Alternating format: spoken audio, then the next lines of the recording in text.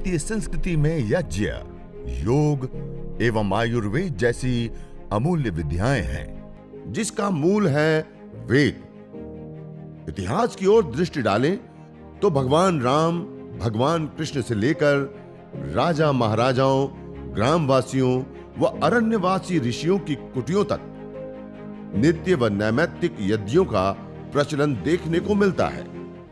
सर्वरक्षक परमपिता परमात्मा को कृतज्ञता पूर्वक प्रणाम करते हुए, जिस परमपिता परमात्मा ने हम सबको यहाँ भेजा और हम सबके लिए हम अपने जीवन में कैसे उन्नति को प्राप्त कर सके, अपने जीवन में उत्कृष्टता को हम प्राप्त कर सके, अपने जीवन में हम सुख, शांति, समृद्धि आदि को प्राप्त कर सके, उसके लिए परमपिता परमात्मा ने हमें वेद रूपी अनमोल ज्ञान प्रदान किया। उस परमपिता परमात्मा ने जिस ज्ञान को हमें दिया, उस ज्ञान में एक कर्म विशेष का विधान, वह है अग्निहोत्र कर्म, यज्ञ कर्म, हवन कर्म। अग्निहोत्र से लेकर के अश्वमेघ पर्यंत जो विभिन्न प्रकार के बहुत सारे यज्ञ, नित्य यज्ञ, नैमित्तिक यज्ञ, काम्य यज्ञ, 3 कैटेगरी में हम उसको बांध सकते हैं। जो प्रतिदिन करने योग्य पंच महायज्ञ जो नित्य यज्ञ कहे जाते हैं, नैमित्तिक यज्ञ जो पर्वों पे किए जाते हैं, संस्कारों विशेष में, संस्कार आदि के समय में विशेष किए जाते हैं, उसको नैमित्तिक यज्ञ कहते हैं, किसी निमित्त विशेष से किए जाने वाले यज्ञ को। तथा काम्य यज्ञ जो कोई विशिष्ट कामना की पूर्ति के लिए, चाहे वो पुत्र कामना के लिए पुत्रेष्टि यज्ञ, वर्षा के लिए वर्षेष्टि यज्ञ, इस प्रकार से इष्ट कामधुक, सर्वत कामधुक यज्ञ को कहा है। जो भी विभिन्न प्रकार की हमारी कामना है, अर्थात हमारी इच्छा है, जिस चीज़ को हम प्राप्त करना चाहते हैं, जिस ऐश्वर्य को, जिस सुख शांति को हम प्राप्त करना चाहते हैं, उसके लिए विशेष प्रकार के यज्ञ, इन 3 कैटेगरी में हम सारे यज्ञों को देख सकते हैं।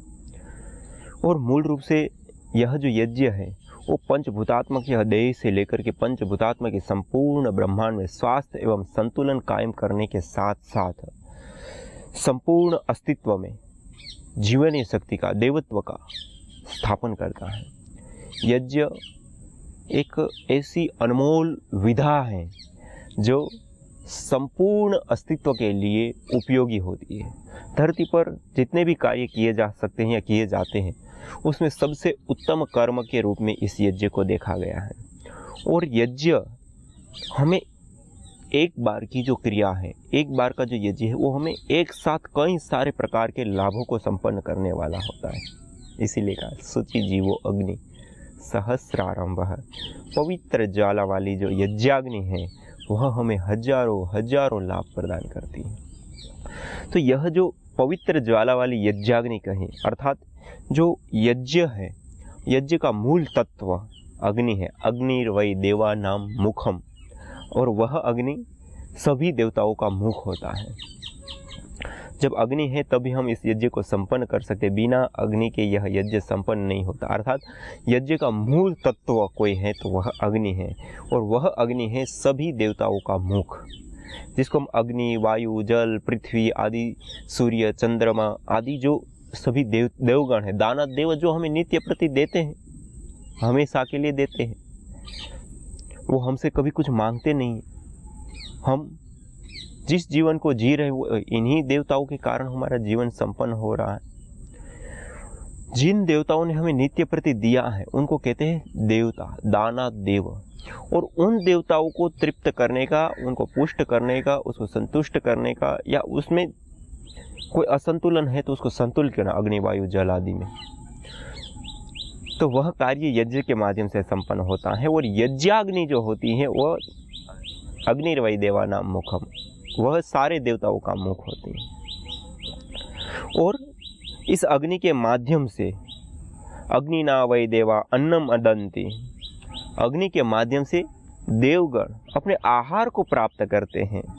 अन्न आदि जो भी हम भविष्य अन्न प्रदान करते हैं उसको वो प्राप्त करते हैं, और अपने जीवन में वो प्राप्त करते हैं और तृप्त होते हैं, संतुलित होते हैं। और हमें देवान भावयतानेन ते देवा भावयन्तु वह परस्परम भावयन्तः श्रेयपरम अवाप्स्यथ। जो हम भविष्यान्न देते हैं उससे वह देवगण तृप्त हुए देवगण फिर हमें वापस प्रदान करते हैं। और हमें प्रदान इस प्रकार परस्परता में हमारे पास है, उनके पास, उनके पास है, हमारे पास है, परस्परम भावयंता श्रेय परम अभाव, परम श्रेय को प्राप्त करते हैं। इसलिए जैसे हम हवन शब्द बोलते हैं, यज्ञ का पर्यायवाची हम शब्द, तो हवन शब्द हु दाना दनियो धातु से बनता है। हु दाना दनियो, आदान प्रदान जिसको हम कहते हैं, देना और लेना, आदान प्रदान, लेना देना अर्थ में हु धातु होती है और उससे हवन शब्द बनता है। तो वहाँ पे भी यही अर्थ संपादित होता है या प्रकट होता है या सामने आता है। और वही अर्थ देवान भावितानेन ते देवा भावयन्तु वह परस्परम भावयन्तः श्रेयः परम अवाप्स्यथ, जो श्रीमद् भगवद गीता में 3 अध्याय के अंतर्गत जो बात बताई वह भी इन्हीं बातों के ऊपर इंगित करती है। और यहाँ पे जो हम देख रहे हैं कि अग्नि नावै देवा अन्नम अदंती, जो देवगण हैं वह अग्नि के माध्यम से अन्न को ग्रहण करते हैं, तृप्त होते हैं, संतुष्ट होते हैं। इस प्रकार से जो देवताओं की जो श्रृंखला है उसमें अग्नि भी एक देवता है और वो अग्नि देवता ही मुख है और उसके माध्यम से अन्य सभी देवगण अपने आहार को ग्रहण करते हैं। और यज्ञ का मुख्य तत्व अग्नि है। अब साइंटिफिक रूप से यदि इसकी विशेषता हम देखें साइंस के बेस के आधार पे, तो धरती पर जितने भी पदार्थ पाए जाते हैं, वैसे प्रकार की दृष्टि से हम देखें तो 3 रूपों में पदार्थ पाए जाते हैं। एक तो ठोस रूप में, एक द्रव रूप में और एक गैस रूप में। 3 रूपों में धरती पर पदार्थ पाए जाते हैं। इन तीनों रूपों में जो पदार्थ पाए जाते हैं उस तीनों में सबसे सूक्ष्म यदि पदार्थ कोई देखे तो वह होता है अग्नि। अग्नि एक ऐसा तत्व है, धरती पर जितने भी पदार्थ पाए जाते हैं उन सभी पदार्थों में सबसे सूक्ष्म से सूक्ष्मतम और सूक्ष्मतर कोई पदार्थ है तो वह अग्नि है। ये 3 रूपों में जो मैंने कहा पदार्थ पाए जाते हैं उसमें ठोस रूप, जैसे हमारे पास पत्थर है और उस पत्थर में हम पानी डालना चाहे तो क्या हम डाल सकते हैं? उसके अंदर नहीं जा सके। क्यों? क्योंकि उसके अंदर कोई जगह ही नहीं है, उसके अंदर प्रवेश पाने की कोई संभावना ही नहीं, ठोस है। उसी पत्थर के अंदर हम वायु को डालना चाहे नहीं डाल सके। उस पत्थर के अंदर और कोई ठोस पदार्थ को, अर्थात ठोस द्रव या गैस इस पत्थर के अंदर हम डालना चाहे तो कोई भी 3 में से एक भी पदार्थ नहीं डाल सकते। लेकिन उसी पत्थर को आप अग्नि के ऊपर रख दीजिए और अग्नि इतनी सूक्ष्म होती है कि जिस ठोस तम पत्थर के अंदर हम ना जल डाल सकते हैं अर्थात द्रव पदार्थ डाल सकते हैं, ना गैस रूप पदार्थ डाल सकते हैं, नहीं ठोस के अंदर ठोस पदार्थ का प्रवेश करा सकते हैं। लेकिन उसको आप अग्नि के ऊपर रख दो, अग्नि इतनी सूक्ष्म पदार्थ होती हैं कि अग्नि के ऊपर यदि उसको रख दे तो उसके अणु परमाणु के अंदर तक वह अग्नि प्रवेश पा जाती है। पत्थर के अंदर ही नहीं, उसके अणु परमाणु के अंदर तक वह अग्नि प्रवेश पाती है। इतनी सूक्ष्म होती है अग्नि। और यह जो सूक्ष्मतम अग्नि है वह खाली ठोस पदार्थ में ही नहीं, इसी प्रकार हम द्रव पदार्थ ले लें, अग्नि के ऊपर द्रव पदार्थ पानी को रख दे तो पानी के भी अणु परमाणु के अंदर तक वह अग्नि प्रवेश पा जाती है। गैस रूप पदार्थ वायु को हम रख दें तो वायु भी अग्नि के संपर्क में आने से उसके भी अणु परमाणु के अंदर तक वो प्रवेश पाते हैं। इसलिए वायु भी गर्म हो जाती है, पानी भी गर्म हो जाता है और पत्थर भी। उष्णता ही तो अग्नि होती है और उष्णता उसके अणु परमाणु के अंदर तक प्रवेश पा जाती है। और अधिक रूप मात्रा में यदि हम अग्नि के ऊपर रखते हैं तो अग्नि रूप ही उस पदार्थ को कर लेती है। जैसे लोहे का गोला है, उसको हम अग्नि के ऊपर रख दे तेज अग्नि में तो लाल गोला हो जाता है। जब वो लाल लोहा है वो भी लाल गोला हो जाता है। हम व्यवहार में भी कहते हैं, फिर हम लोहे का गोला नहीं कहते, आग का गोला बोल देते हैं व्यवहार में, लेकिन वो है लोहे का, लेकिन वो अग्नि के संपर्क में आकर के अग्नि जैसा हो गया, अग्नि उसके अंदर बाहर पूरी तरह से प्रसरित हो चुकी है। अर्थात कहने का अभिप्राय है कि धरती पर जितने पदार्थ पाए जाते हैं उसमें से सबसे सूक्ष्मतम और सूक्ष्मतर कोई पदार्थ होता है तो वह अग्नि होती है। और उस अग्नि का एक विशेष स्वभाव होता है कि जिस के संपर्क में वो अग्नि आती हैं या उस अग्नि के संपर्क में जो भी पदार्थ आता है उसको अपने जैसा बना लेती है। अर्थात उस अग्नि के संपर्क में हम लकड़ी संविधा हम प्रदान करते हैं तो संविधा अग्नि रूप हो जाती है, वो लकड़ी अग्नि रूप हो जाती है, अग्निमय हो जाती है। उसमें हम घी देते हैं, वो भी अग्नि रूप हो जाता है। उसमें सामग्री जड़ी बूटियाँ या और भी कोई भी पदार्थ हम देते हैं तो उसको अपने जैसा बना लेते, अर्थात अग्नि रूप बना लेती है, अपने जैसा बना लेती है। अर्थात धरती पर सबसे सूक्ष्म से सूक्ष्मतर और सूक्ष्मतम कोई पदार्थ है तो वह अग्नि है, और जो भी पदार्थ उस अग्नि के संपर्क में आया उसको अपने जैसा अर्थात सूक्ष्म से सूक्ष्मतम और सूक्ष्मतर पदार्थ बनाने का कार्य करती है अग्नि, और जो यज्ञ का मुख्य तत्व है, यज्ञ का मुख्य द्रव्य है अग्नि। अब धरती के ऊपर जितने भी पदार्थ हैं उसका यदि हम सामर्थ्य देखें, उसकी उपयोगिता यदि हम देखें, या उसके भीतर छुपे हुए गुण या उसके भीतर छिपी हुई जो शक्ति है उसको हम देखें, तो वह शक्ति, जो पदार्थ जितना ज़्यादा सूक्ष्म होता है उतना ही ज़्यादा वो प्रभावशाली होता है, उतना ही ज़्यादा वो परिणाम देने वाला होता है। इसलिए वर्तमान में नैनो टेक्नोलॉजी शब्द आपने सुना होगा। सर्वाधिक आज हम जिस टेक्नोलॉजी का प्रयोग करने जा रहे हैं या कर रहे हैं उसमें सर्वाधिक रूप से हम नैनो टेक्नोलॉजी की ओर हम मुड़ रहे हैं, नैनो टेक्नोलॉजी की ओर हम आगे बढ़ रहे हैं। आज हम मोबाइल या मोबाइल के अंतर्गत प्रयोग में आने वाली बहुत सारी चीज़ें उसको हम देखें तो क्या है, एक नैनो टेक्नोलॉजी का प्रयोग करके बनाई गई चीज़ें।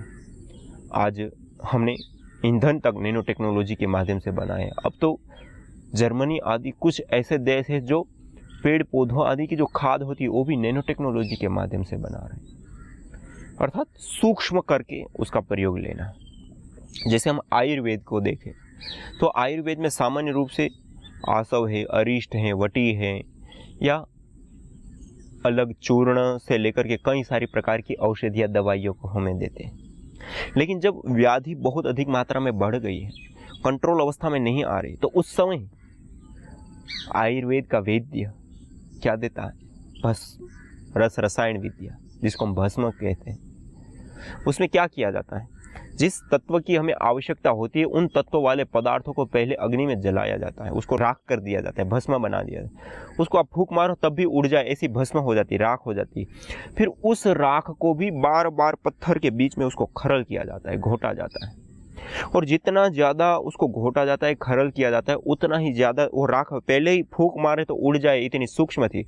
लेकिन फिर उसको जब बार बार खरल किया जाता है तो और उसके जो पार्टिकल है और टूटते जाते हैं, और टूटते जाते हैं, और टूटते जाते हैं, और जितना ज़्यादा उसके पार्टिकल टूटते जाते हैं उतना ही ज़्यादा वो शक्तिशाली और प्रभावशाली बन जाता है, और उसका प्रभाव अनंत गुना बढ़ जाता है, बहुत बड़े रूप में बढ़ जाता है।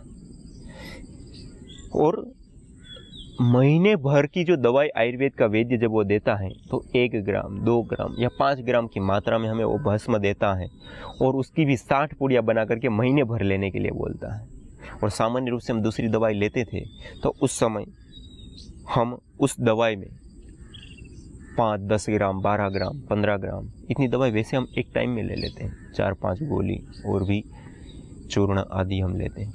लेकिन जब आप इस औषध को लेते हैं, भस्म विद्या को, तो थोड़ी सी मात्रा में दिया, और वो भी उसकी अपेक्षा कई गुना शक्तिशाली, ताकतवर और अधिक लाभ देने वाला और तुरंत लाभ देने वाला। तो क्यों? क्योंकि वो नैनो हो गया है, वो पार्टिकल खाते ही सीधा हमारे खून में घुलेगा, तुरंत हमारे शरीर में इफेक्ट डालेगा। और नैनो जो पार्टिकल होते हैं उसकी विशेषता होती है कि जो सामान्य रूप से जिस पदार्थ के अंदर जितने उसके अंदर तत्व पाए जाते हैं या उसके अंदर जो सामर्थ्य है, जो शक्ति है, जो ऊर्जा है, उस सामर्थ्य, उस शक्ति, उस ऊर्जा को जब हम खरल करते हैं या नैनो उस पार्टिकल को करते हैं तो वो उद्बुद्ध अवस्था में आ जाती है, प्रकट अवस्था में आ जाती है। इसी प्रकार होम्योपैथी को भी हम देखें तो होम्योपैथिक भी डिस्टिल वाटर के सहारे पदार्थों को सूक्ष्म करके, नैनो करके उसका हम प्रयोग लेते हैं और उसका लाभ उठाते हैं। इसी प्रकार से हम ईंधन को देखें, जैसे यूरेनियम आदि, वो भी इसी नैनो टेक्नोलॉजी के आधार पर बनाए जाते हैं। और भी बहुत सारी चीज़ें, जैसे आज स्टील आदि की जो नव निर्माण हो रहा है तो उसमें भी इस नैनो टेक्नोलॉजी के आधार पे उसका प्रयोग, जैसे हम बड़े बड़े पुल बनाते हैं, तो वहाँ पे हम देखें तो स्टील के सरियों का जो प्रयोग किया जाता है, तो छोटे से सरिये होते हैं, वो भी बहुत बड़ी ताकत को धारण कर लेते हैं। क्यों? क्योंकि वो नैनो टेक्नोलॉजी के आधार पे बनाया गया। जब वो नैनो टेक्नोलॉजी के आधार पे बनाया है तो एक तो हल्का हो जाता है, दूसरा उसकी सामर्थ्य, जो उसकी शक्ति होती है, वो कई गुना मल्टीपल बढ़ जाती हैं, सस्ता हो जाता है, और भी इसके कई सारे लाभ हमें प्राप्त होते हैं नैनो टेक्नोलॉजी में आने के कारण। तो ऐसे ही यहाँ पर जो हम अग्नि का प्रयोग करते हैं, वो धरती पर नैनो से नैनोतम या सूक्ष्म से सूक्ष्मतम हम कहें तो वह कोई पदार्थ है, तो वह अग्नि है। और उस अग्नि के अंदर हम हविष्य, अन्न आदि हम प्रदान करते हैं, चाहे वह जड़ी बूटियाँ हैं, चाहे घृत आदि हैं, उसकी हम आहुति प्रदान करते हैं। जब उसकी आहुति हम अग्नि में प्रदान करते हैं तो वह अग्नि उसको अपने जैसा अर्थात सूक्ष्म से सूक्ष्मतर और सूक्ष्मतम बना देता है। और सूक्ष्मतम हुआ जो पदार्थ है वह कई गुना पहले तो मल्टीपल बढ़ जाता है, उसके अंदर छुपी हुई जो शक्तियाँ है वो प्रकट अवस्था में आ जाती हैं, और उसका प्रभाव क्षेत्रफल और गुणात्मक दृष्टि से कई गुना बढ़ जाता है। जैसे हम घी का ही उदाहरण लें तो गौ घृत की हम विशेष करके आहुति प्रदान करते हैं यज्ञ अग्नि में। उस गौ घृत को यदि हम 1 ग्राम की मात्रा में यदि अग्नि में जलाते हैं तो वह 1 ग्राम घृत 1864 गुना बढ़ जाता है। अर्थात 1 ग्राम घी से 1 लीटर 864 ml गैस हमें प्राप्त होती है। आप विचार कीजिए कितना गुना वो बढ़ गया, 1864 गुना बढ़ गया। इसी प्रकार हम नारियल का यदि प्रयोग करते हैं, नारियल के तेल का या नारियल का, तो नारियल की हम अभी तो 41,000 गुना, मानी 40,931 गुना वो बढ़ जाता है। अर्थात ये एक साइंस की जो दृष्टि है कि कोई भी पदार्थ जब नैनो होता है, रूपांतरित होता है गैस फॉर्म में, तो वो कितना गुना बढ़ सकता है या कितना गुना बढ़ता है, तो उसका एक पूरी एक साइंटिफिक रिसर्च की एक पूरी विधि होती है। उसके अनुसार जब हमने इस चीज़ों को देखा तो जो घी होता है वो बहुत ही ज़्यादा सूक्ष्म हो जाता है, कई गुना बढ़ जाता है, नारियल भी बढ़ जाता है। इस प्रकार हर कोई पदार्थ जो भी जलता है वह हमारे पास जब द्रव रूप में था तो 1 ग्राम घी मानी थोड़ा सा होता है, तो उसका क्षेत्रफल बहुत कम है, लेकिन उसको जला दिया तो 1 लीटर 864 ग्राम हो गया, तो एक बहुत बड़ा आकार को धारण। अब उतनी गैस को आप खुले वायुमंडल में छोड़ दीजिए तो कितना बड़ा प्रभाव देती है, कितने बड़े वायुमंडल में वो मिल करके अपना प्रभाव। जैसे हम रूम स्प्रे का सुगंधी आदि के लिए प्रयोग करते हैं, अब 300 ml का हम रूम स्प्रे लें तो हमारे पास एक छोटा सा कमरा हो, तो उस छोटे से कमरे को यदि हम हर रोज सुगंधित करते हैं, उसका स्प्रे देते हैं, तो साल भर चल जाता है, अर्थात 365 दिन चल जाता है। अर्थात एक कमरे को उस 300 ml गैस ने 365 बार सुगंधित किया। अब आप विचार कीजिए 300 ml गैस से 365 कमरे सुगंधित हुए, तो आप जब 1 ग्राम घृत को यज्ञाग्नि में डालते हैं तो वो जो नैनो से नैनोतम, सूक्ष्म से सूक्ष्मतम जो अग्नि है उसके संपर्क में वह घृत आने से वो भी सूक्ष्म से सूक्ष्मतर और सूक्ष्मतम हो गया, और उतना सूक्ष्मतम होने के कारण उसका क्षेत्रफल गैस फॉर्म कई गुना बढ़ गया, 1864 गुना बढ़ गया। 1864 गुना बढ़ने के कारण 1 ग्राम की मात्रा में या 1 ml की मात्रा में जो हमारे पास घृत था वह अब हमारे पास 1 लीटर 864 ml के रूप में आ गया। अब उसको जब हम खुले वायुमंडल में छोड़ते हैं या रूम स्प्रे की तरह का हम प्रयोग करते हैं, जैसे रूम स्प्रे का मैंने कहा 300 ml गैस छोटे से कमरे को 365 बार कर सकता है, अर्थात 365 कमरे को सुगंधित कर सकता है। तो आप विचार कीजिए 300 ml गैस से 365 कमरे, तो हम 1 ग्राम घृत को जलाते हैं तो 1 लीटर 864 ml गैस को प्राप्त करते हैं, तो उससे हम कितने कमरे सुगंधित कर सकते हैं। और इसकी विशेषता ये है कि जब हम नॉर्मल रूप से रूम स्प्रे आदि का प्रयोग करते हैं तो उसमें तो ऐसी गैसों का प्रयोग किया जाता है कि यदि उसको हम रूम में छिड़कते हैं तो उससे जो केमिकल प्रदूषण, जिसको हम कहते हैं वायु प्रदूषण, उसको बढ़ा देता है। अर्थात वायु के अंदर कुछ ऐसी गैस से जो हमारे लिए और पर्यावरण के लिए हितकर नहीं है, उन गैसों की मात्रा को बढ़ा देता है। और दूसरा, वह एक केवल मात्र सुगंधित एडिशनल पार्टिकल होते हैं, और उसकी यदि अधिक मात्रा हम लेते हैं तेज गंध की, तो उससे कैंसर तक के रोग होने की संभावना रहती हैं। और सामान्य रूप से संसार में देखा जाता है यदि उसकी अधिक गंध लेते तो सिर दर्द आदि होना तो आम बात हो जाती है। लेकिन जब अधिक मात्रा में यदि लंबे समय तक यदि हम लेते हैं तो कैंसर तक जैसे घातक रोग होने की भी संभावना होती है। तो उससे हम कैसे बचें?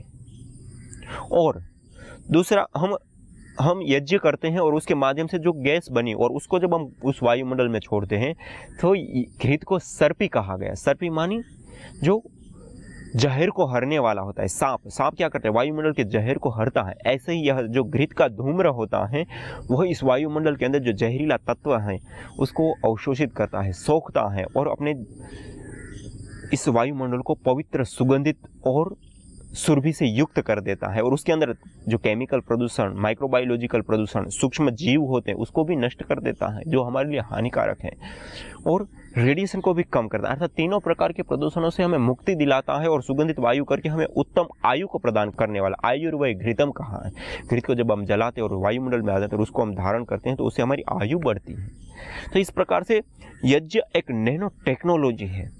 अग्नि एक सूक्ष्म से सूक्ष्मतर पदार्थ है और उसके अंदर जो भी पदार्थ डालते वो अपने जैसा बन जाता है और अनंत गुना बढ़ करके उसका प्रभाव, उसके क्षेत्रफल की दृष्टि से वो कई गुना बढ़ करके हमें हजारों लाभ प्रदान करने वाला होता है। तो आइए हमें से श्रेष्ठतम कर्म यज्ञ को अपनाएं, हवन को अपनाएं और अपने जीवन में और इस जगत में हम दिव्यता का आधान करें। यज्ञ अस्थमा से लेकर कैंसर जैसे जानलेवा रोगों से बचाने के साथ ही तनाव, अनिद्रा व अवसाद आदि मानसिक रोगों को दूर कर शांति व सौमनस्य प्रदान करता है। यज्ञ से विषैली गैसों में भारी मात्रा में कमी आती है व जानलेवा बैक्टीरिया, वायरस, फंगस आदि नष्ट होते हैं एवं रेडिएशन को भी कम करता है। यज्ञ भूमि की उर्वरा शक्ति एवं फसलों में एक्टिव कंपाउंड को बढ़ाता है तथा रोगों की रोकथाम भी करता है। यज्ञ कृषि से उत्पन्न अन्न, फल आदि उत्तम पोषक तत्वों से युक्त एवं स्वादिष्ट होते हैं। यज्ञ उत्तम वर्षा करने वाला तथा जलाशयों का शोधन करने वाला होता है। यज्ञ जड़ एवं चेतन दोनों में सात्विकता का संचार करता है। यज्ञ जहां भौतिक ऐश्वर्य एवं पुण्यों को प्रदान करता है, वहीं आध्यात्मिक जीवन में मानवीय चेतना का उत्कर्ष करके अतिमानस चेतना की ओर अग्रसर करता है। यज्ञ भारतीय संस्कृति का मूल है। तो आइए हम संकल्प लें, संसार के श्रेष्ठतम कर्म यज्ञ को अपनाएं।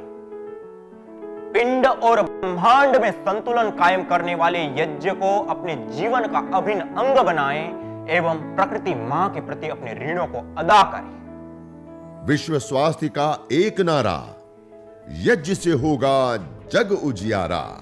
भारतीय संस्कृति की अमूल्य विरासत यज्ञ की महिमा को जानने हेतु वैदिक चैनल पर प्रतिदिन प्रातः एवं सायं 11:30 बजे यज्ञ महिमा कार्यक्रम से जुड़े। विशेष जानकारी हेतु संपर्क करें।